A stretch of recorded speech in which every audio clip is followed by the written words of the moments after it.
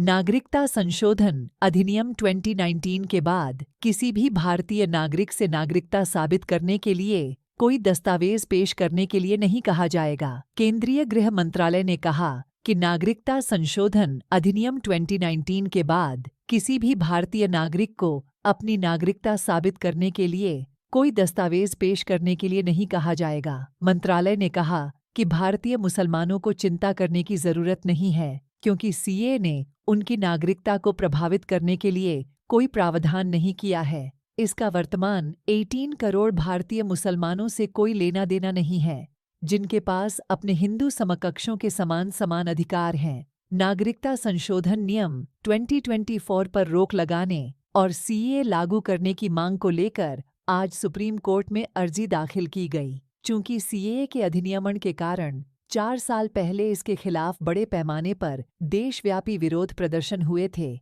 MHA ने कानून के कार्यान्वयन के खिलाफ विरोध प्रदर्शन की आशंका जताते हुए नागरिकता संशोधन अधिनियम 2019 पर सकारात्मक कथा शीर्षक से यह एफएक्यू जारी किया है। भारतीय मुसलमानों को चिंता करने की जरूरत नहीं है, क्योंकि सीएए ने उनकी नागरिकता को प्रभावित करने के लिए कोई प्रावधान नहीं किया है और इसका वर्तमान 18 करोड़ भारतीय मुसलमानों से कोई लेना देना नहीं है, जिनके पास अपने हिंदू समकक्षों के समान अधिकार हैं। इस कानून के बाद किसी भी भारतीय नागरिक को अपनी नागरिकता साबित करने के लिए कोई दस्तावेज पेश करने के लिए नहीं कहा जाएगा।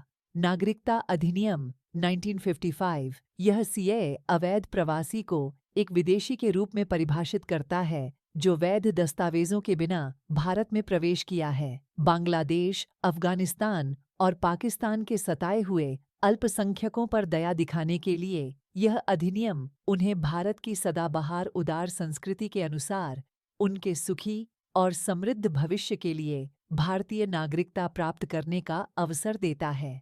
नागरिकता प्रणाली को अनुकूलित करने और अवैध प्रवासियों को नियंत्रित करने के लिए इस अधिनियम की आवश्यकता थी।